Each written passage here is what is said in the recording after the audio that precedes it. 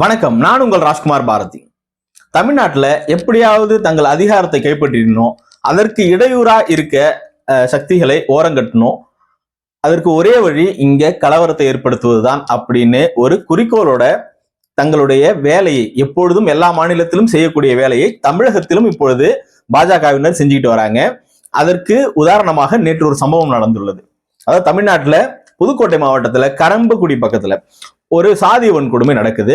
அதற்கு எதிராக அங்க பிசிகாவினர் ஒரு கண்டன ஆர்ப்பாட்டத்தை நடத்துறாங்க. ஏன்னா இங்கே நாள்தோறும் சாதிய வன்கொடுமைகள் பரவலாக நடந்துகிட்டு தான் இருக்கு. என்னதான் நம்ம சமூக நீதிமன் இங்க பெரியார் மண் அப்படிலாம் நம்ம ஒரு பக்கம் பேசிக்கிட்டு இருந்தாலும் இங்க சாதியம் முற்றிலும் தொடைத்தெறிந்தப்பட்டதா அப்படின்னு பாத்தீங்கன்னா கிடையாது. அங்கங்க ஒடுக்கப்பட்ட மக்களுக்கு எதிராக தொடர்ச்சியாக சாதிய வன்முறைகள் நிகழ்ந்து கொண்டே இருக்கு.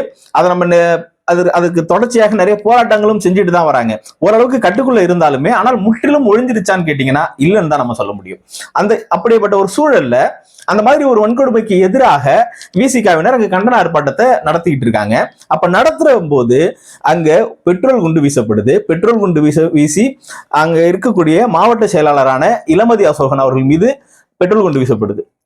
அவர் புடவை தீப்பற்றி இருந்து அதிர்ஷ்டவசமாக அவர் உயிர் தப்பிச்சிருக்கிறாரு. கிட்டத்தட்ட அவர் கொலை செய்யும் ஒரு நோக்கத்தோட இந்த பெட்ரோல் குண்டு வீச்சு நடைபெற்று இருக்குன்னு தான் சொல்லலாம். சரி, இதற்கு பின்னணியில யார் இருக்காங்க? நீங்க எடுத்த உடனே பாஜக குற்றம் சாட்டுறீங்க அப்படின்னு நீங்க கேட்கலாம். இங்கே குண்டு வீசும் கலாச்சாரம், பெட்ரோல் குண்டு வீசும் கலாச்சாரத்தை கொண்டு வந்ததே இப்போ சமீப நாட்களாக பாஜக தான். ஏன் அப்படின்னு கேட்டீங்கன்னா, அவர்களுக்கு எப்பொழுதுமே பதற்றத்தை ஏற்படுத்தணும், சட்டம் ஒழுங்கு சரியில்லைன்னு நிறுவ முயலணும். இன்னொரு பக்கம் என்னன்னா, அவர்கள் மீதே அவர்கள் பெட்ரோல் குண்டு வீசிக்கிட்டு, அவர்கள் அலுவலகத்திலே பெட்ரோல் குண்டு வீசிக்கிட்டு, ஐயோ எங்களை தாக்கிட்டாங்கன்னு சமூக பதற்றத்தை உருவாக்கி அதன் மூலம் பெரிய கலவரங்களை நடத்தி இங்க அமைதியா இருந்துகிட்டு இருக்க தமிழகத்தை சீர்குலைச்சி அவர்கள் கால் பதிக்கணும் அப்படின்ற ஒரு அஜெண்டாவோட செயல்பட்டு இருக்காங்கன்னு நம்ம நிறைய சம்பவங்கள்ல பார்த்திருக்கோம். இது தொடர்ச்சியா நடைபெற்று அதை உடனே அடுத்த நாளே போலீஸ்காரங்க கண்டுபிடிச்சிருவாங்க. இப்பெல்லாம் பாஜக காரன் வீட்டுல பெட்ரோல் குண்டு வீசினாலே ஆமா அவனே தான் வீசியிருப்பான்ற ஒரு மனநிலைக்கு மக்களே போயிட்டாங்க அப்படின்னா பாத்துக்கோங்க. ஏன்னா அந்த அளவுக்கு கீழ்த்தரமான செயல்களை தொடர்ச்சியாக இந்த பாஜக அல்லக்கை கைக்கூலிகள் செஞ்சுக்கிட்டு இருக்காங்க. இவனுங்களுக்கு ஒரே நோக்கம் என்னன்னா, இங்க கலவரத்தை ஏற்படுத்தணும், வட மாநிலங்கள் போல இங்க பதற்றமான சூழலை உருவாக்கி கொண்டே இருக்கணும், சாதிய மத மோதல்கள் பெரிய அளவுல வெடிக்கணும் அப்படின்றதுல ரொம்ப தெளிவா இருக்காங்க. இங்க மத மோதல்களை உருவாக்க முடியாதுன்னு அவங்களுக்கு தெரியும். ஏன்னா தமிழ்நாட்டுல மத ரீதியாக இங்க யாரும் சண்டை போட்டுக்கிறது கிடையாது. நான் இந்து, நீ கிறிஸ்தவன், நீ இஸ்லாமியன் அப்படின்னு சொல்லிட்டு வட மாநிலங்கள்ல இருக்கிற மாதிரியான ஒரு வெறுப்புணர்வு தமிழ்நாட்டுல கிடையாது. தமிழ்நாட்டை பொறுத்த வரைக்கும் இங்க முஸ்லிம்களும் இந்துக்களும் ஒரு சகோதரத்துவத்துடன் மிகுந்த ஒரு ஒற்றுமையுடன் தான் வாழ்ந்துகிட்டு வராங்க. மாமா மச்சான் உறவு கொண்டாடுற ஒரு சூழல்ல தான் இங்க வாழ்ந்துகிட்டு இருக்கோம். கிறிஸ்தவர்களும் அப்படிதான். இங்க தொடர்ச்சியாக இவர்களுக்குள்ள எப்படியாவது பிரச்சனையை உண்டு பண்ணணும் அப்படின்றதுதான் பாஜகவோட அஜெண்டா. இது வட மாநிலங்கள்ல அவர்களுக்கு கை கொடுத்தது. ஆனா தமிழ்நாட்டுல பாத்தீங்கன்னா அவர்களின் கனவு பலிக்கல. இங்க தொடர்ச்சியாக அந்த மத நல்லிணக்கத்தோடைய இந்த மக்கள் சமூக புரிதலோடு நடந்துக்கிறாங்க. பாஜகவின் சூழ்ச்சி வேலையில யாரும் விழல. இருந்தாலுமே இந்த மாவட்ட பொறுப்பாளர்கள், ஒன்றிய பொறுப்பாளர்கள்னு அவனுங்களுக்குன்னு ஒரு 10 பேராவது இருப்பானுங்க இல்லைங்களா இந்த பாஜகவுல. முன்னாடி அதுக்கே ஆள் இல்லாம தான் தேடிட்டு இருந்தானுங்க. இப்ப கொஞ்சம் கொஞ்சமா அவர்களுக்குள்ள சில கைகுலிகளை கையில போட்டுக்கிட்டு, சமூக விரோதிகளை கையில போட்டுக்கிட்டு, கொள்ளக்காரன் இவனுங்கெல்லாம் கட்சியில சேர்த்துக்கிட்டு, வன்முறையை தூண்டுறவன் எவலாம், எவனுக்கெல்லாம் நெருக்கடி இருக்கு சட்ட ரீதியாக, தெருப்புறுக்கிட்டு இருந்தவன் எவலாம், அவனெல்லாம் இழுத்து கட்சியில வச்சுக்கிட்டு இப்ப அவனுங்களுக்கு என்ன வேலை? அவங்களுக்கு கொடுக்கப்படுற அஜெண்டா என்னன்னா, நீங்க கலவரத்தை ஏற்படுத்தணும், அதாவது பதற்றமான சூழ்நிலை ஏற்படுத்தணும் அப்படின்றது அவங்களுக்கு கொடுக்கப்பட்ட அஜெண்டா. அப்ப அவன் என்ன பண்றான் அப்படின்னா, இந்த சமூகத்துல ஏதாவது ஒரு பிரச்சனையை உண்டு பண்ணணும், கலவரம் சார்ந்த பிரச்சனையை உண்டு பண்ணணும், அதன் மூலமா மிகப்பெரிய கலவரம் வெடிக்கணும் அப்படின்றது மட்டும்தான் அவன் நோக்கமா இருக்கு. இப்ப அதன் தொடர்ச்சியாக தான் இந்த சாதிய வன்கொடுமைக்கு எதிராக நடைபெற்ற இந்த கூட்டத்துல பெட்ரோல் குண்டை வீசியிருக்கலாம். சரி, இதை யாருன்னு கண்டுபிடிச்சிட்டாங்களா, நீங்க ஆதாரம் இல்லாம ஏதாவது பேசுறீங்களா அப்படின்னு நீங்க கேட்டீங்கன்னா ஆளையும் கண்டுபிடிச்சிட்டாங்க. புதுக்கோட்டை மாவட்ட தலைவரான, அதாவது பாஜகவின் புதுக்கோட்டை மாவட்ட தலைவரான விஜயகுமார் தான் இந்த வேலையை செஞ்சது அப்படின்றத கண்டுபிடிச்சிருக்கிறாங்க. கண்டுபிடிச்சு கேஸும் ஃபைல் பண்ணியிருக்கிறாங்க. ஆனால் இதுவரை கைது செய்யப்படவில்லை. ஏன்னா இங்க திரும்ப திரும்ப நம்ம இன்னொரு கேள்வியை முன் வச்சுக்கிட்டே இருக்கோம். தமிழ்நாட்டில் இருக்க காவல்துறை முதலமைச்சர் மு க ஸ்டாலின் அவர்களின் கட்டுப்பாட்டுல இருக்கா, இல்ல பாஜகவின் நேரடி கண்ட்ரோல்ல இருக்கா அப்படின்றது ரொம்ப நாளா நமக்கு சந்தேகமாவே இருக்கு. ஏன்னா பாஜகக்காரர்கள் தொடர்ச்சியாக இங்கே சமூக பதற்றத்தை ஏற்படுத்தி கொண்டே இருக்கிறாங்க. ஆனால் அவர்களுக்கு எதிராக ஏதும் மிகப்பெரிய நடவடிக்கை எல்லாம் எடுக்கப்படுறதே கிடையாது. இந்த இரும்பு கரம் கொண்டு ஒடுக்குறாங்கலாம் சொல்லுவாங்க இல்லைங்களா, இந்த சாமானியனை பிடிச்சா கையை காலை உடைக்கிறது, இந்த வண்டி திருடுறவனை கையை காலை உடைக்கிறது, அதாவது அதெல்லாம் சரின்னு இங்க நியாயப்படுத்தல நம்ம யாரும். ஆனா அந்த மாதிரியான விஷயத்துக்கு எல்லாம் இந்த காவல்துறை மிக தீவிரமான நடவடிக்கை எடுக்கும் பொழுது இந்த மாதிரியான சமூக பதற்றத்தை உருவாக்கக்கூடிய அமைதியை, அதாவது சமூகத்தின் அமைதியை குலைக்கக்கூடிய அளவிற்கான ஒரு வேலையை செய்யக்கூடிய இந்த கைகூலிகளை, இந்த பாஜகவின் கைகூலிகளை, அவர்களின் அடியாட்களை ஏன் இரும்பு கரம் கொண்டு ஒடுக்குவதில்லை? இவனுங்களாலதான் பிரச்சனை, இவனுங்களாலதான் சமூக பதற்றம் உருவாகுதுன்னு நல்லாவே தெரிஞ்சும் இவர்கள் மீது ஏன் ஆக்ஷன் எடுக்க மாட்டாங்க இந்த தமிழக காவல்துறை? ஏன்னா தமிழக காவல்துறை என்பது தமிழக முதல்வரின் நேரடி கட்டுப்பாட்டில் உள்ள ஒரு துறை.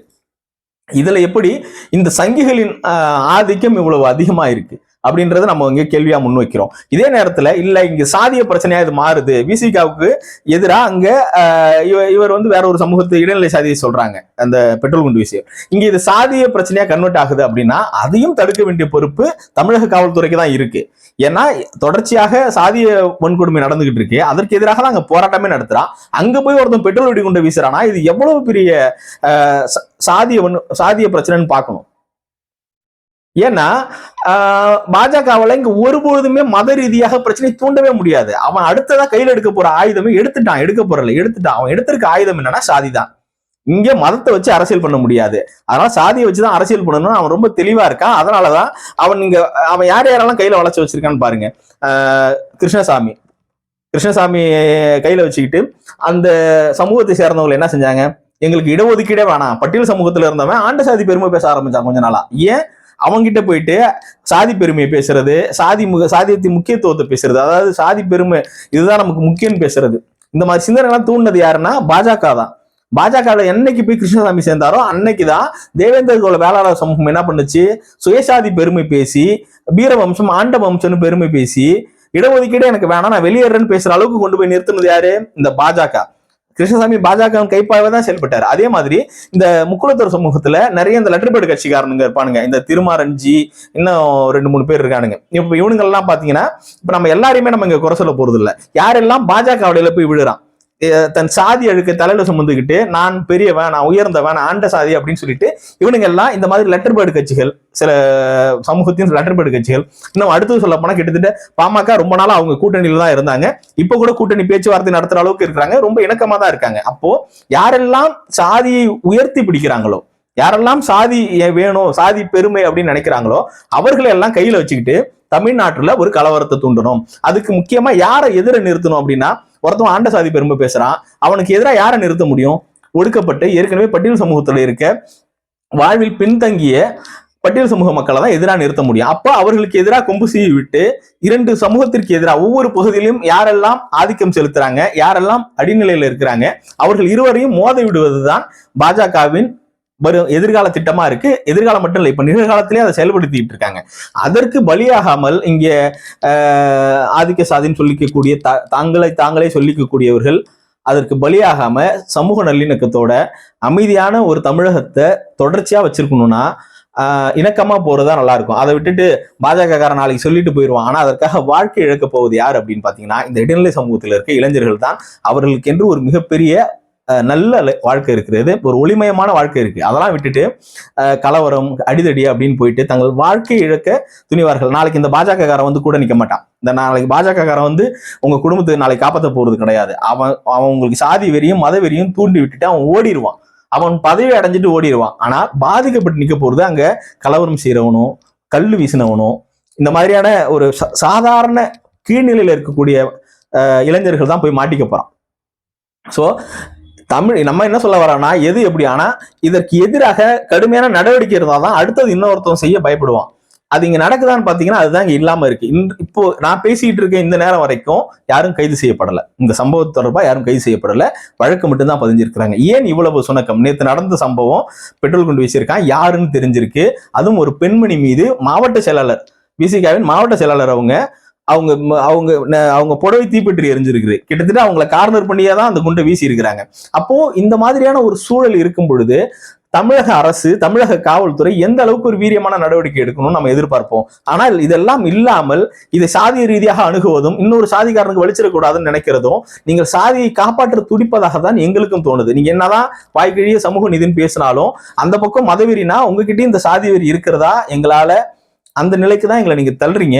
இதெல்லாம் இல்லை, அப்படிலாம் இல்லை, நாங்க நேர்மையான ஒரு ஆட்சியை தான் ஆள்றோம் அப்படின்னா உடனடியாக இந்த புதுக்கோட்டை மாவட்ட தலைவரான பாஜகவின் மாவட்ட தலைவரான நாகராஜை கைது செய்து சிறையில் அடைப்பதே உங்கள் அழுக்கை துடைப்பதற்கு, உங்களின் பழியை துடைப்பதாக இருக்கும் என்ற நம்பிக்கையுடன் உங்களிடமிருந்து விடைபெறுகிறேன். நன்றி, வணக்கம்.